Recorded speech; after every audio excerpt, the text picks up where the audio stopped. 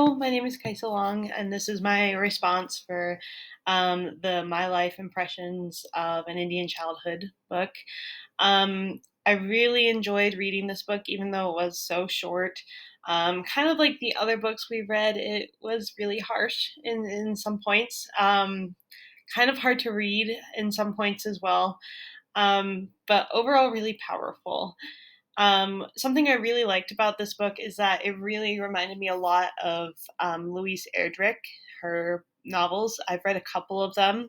I believe she's even from the same area, um, but not quite the same tribe. And in her books, there's a lot of power dynamics between the characters. She focuses a lot on power, and we see that with Zikala Saw's book as well. There's power in so many different dynamics of this book, right? Like there's power between white people and people of color. Already before the book begins, we find out that sorry, my phone is ringing.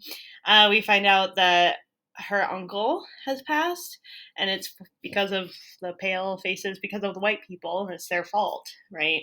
Already from birth, her life has kind of been affected by white people. Already at her birth, the power dynamic is not in her favor, which is kind of crazy to think about. Like, it feels almost like she was set up for failure from the beginning. She was never going to have any sort of power at all.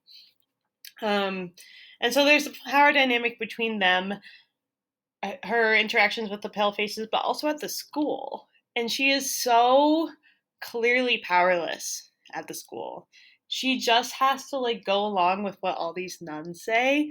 And I mean, fantastic for her that she's able to figure out a way to like do her little rebellion with the turnips and all that. But I mean, it's hard to read the injustice of how little power she has over her situation. Which is also why I wanted to ask the question of like, what power did her mom have over her situation? And it really kind of it really hit me like when her mom just let her go, just let her go out east and not really knowing exactly what's going to happen, but knowing it's probably not going to be good.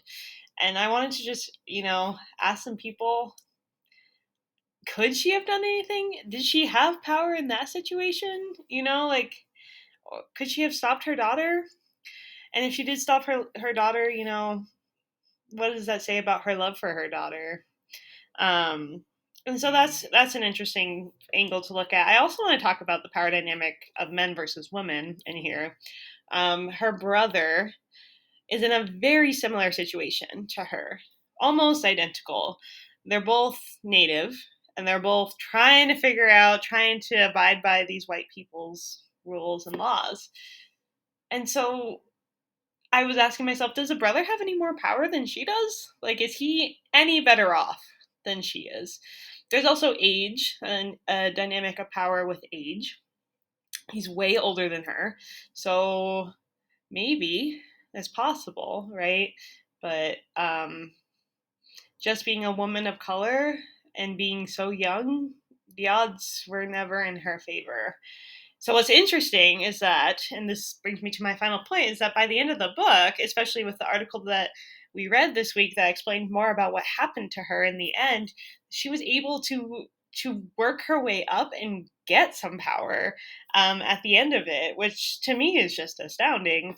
Since the odds were so stacked against her, she still was able to figure out a way to have a job, work at the school.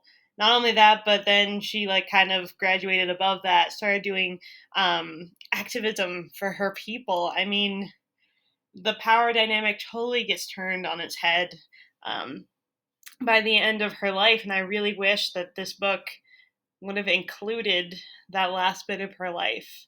That there would have been something a little more in there for her to just tell us that things ended up okay for her. That she was able to really do some incredible things with her life.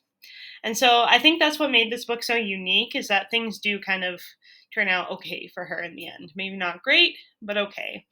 In a lot of ways, I've already started the reading for next week for The Great Gatsby. In a lot of ways, she reminds me of Daisy, being so powerless in her situation, having other people decide things for her.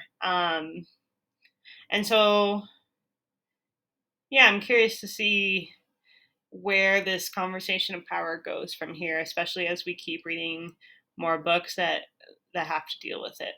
So, thank you.